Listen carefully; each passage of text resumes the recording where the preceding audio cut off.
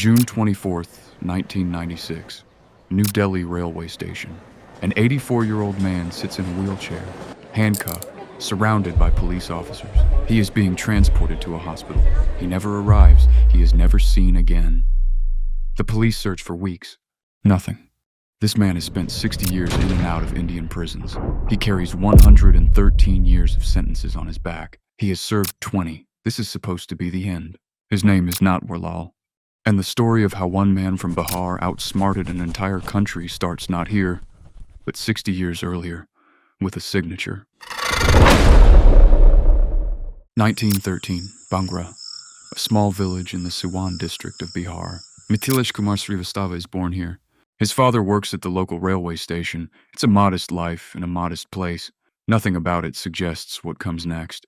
He is a bright boy, not brilliant at math, but sharp, observant, the kind of child who notices how systems work, how people defer to uniforms, how a signature opens a door, how a piece of paper carries more authority than the person holding it. He studies commerce, then law, two disciplines built entirely around paper, process, and trust. He never finishes either. What he finishes is this, a sentence. While running an errand for a family friend named Sahe, he copies Sahe's signature into a notebook just to see if he can. He can. Over several months, he quietly withdraws over 1,000 rupees from Sahe's account. When discovered, he doesn't argue. He disappears. If Mithilesh had been anyone else, that would have been the end of the story. A teenage mistake. A lesson learned. But Mithilesh Kumar Srivastava happens to be the most dangerous forger in Indian history. He just doesn't know it yet. That disappearance isn't an ending. It's a rehearsal. He isn't a pickpocket. He isn't a thug. He is something far more specific and far more dangerous. He understands that people don't trust their eyes. They trust paper. By the 1950s, he has a system. He studies his targets carefully. Tourists near the Taj Mahal, foreign businessmen in Delhi, bankers who trust a confident man in an expensive suit. He approaches them with a proposition. The government, he explains, is selling the property, development plans, relocation, a rare opportunity. He speaks with the authority of a senior official. He has the documents to prove it, each one bearing the forged signature of a cabinet minister, a judge, a president. The paperwork is immaculate. The seals are perfect. The signatures are indistinguishable from the originals. He gives them time to verify. They never find the flaw, because there isn't one. The Taj Mahal, sold, 3 times, to 3 different buyers. Each one walks away believing they've just purchased one of the most famous buildings on earth, the Red Fort. Sold. The Rashtrapati Bhavan, the official residence of the President of India. Sold. And then, in what will become his most audacious act, he sells the Indian Parliament building. On a day when all 545 elected members are sitting inside it, sit with that for a moment. The buyer shakes hands and leaves, believing he owns the building where India's government meets. The 545 people inside have no idea they've just been evicted. By 1953, the police have his name. They arrest him in connection with a banking fraud, the Punjab National Bank, a rice freight scam worth 6.5 lakh rupees. He is brought to trial in Lucknow. He never makes it to the verdict. 1953. Lucknow. In the middle of a criminal trial, Mithilesh Kumar Srivastava vanishes. Not dramatically, not violently. He simply isn't there anymore. It isn't the first time. According to the Crime Intelligence Gazette of the UP Police, he had already disappeared from a judicial lockup in Delhi, and it won't be the last. By 1987, he will have escaped from custody 10 times, 7 of them in Uttar Pradesh alone. But how? He doesn't pick locks. He doesn't climb walls. He uses the same tool he always uses, paper, and people's willingness to believe what paper tells them. His method is consistent. He identifies who in the facility wants something, money, a favor, a way out. He offers it. He gives them enough of the real thing to believe the rest is coming. Then, when the moment is right, he simply isn't there anymore. He works with a small network of associates who prepare his exits from the outside. 1 contact, 1 uniform, 1 story.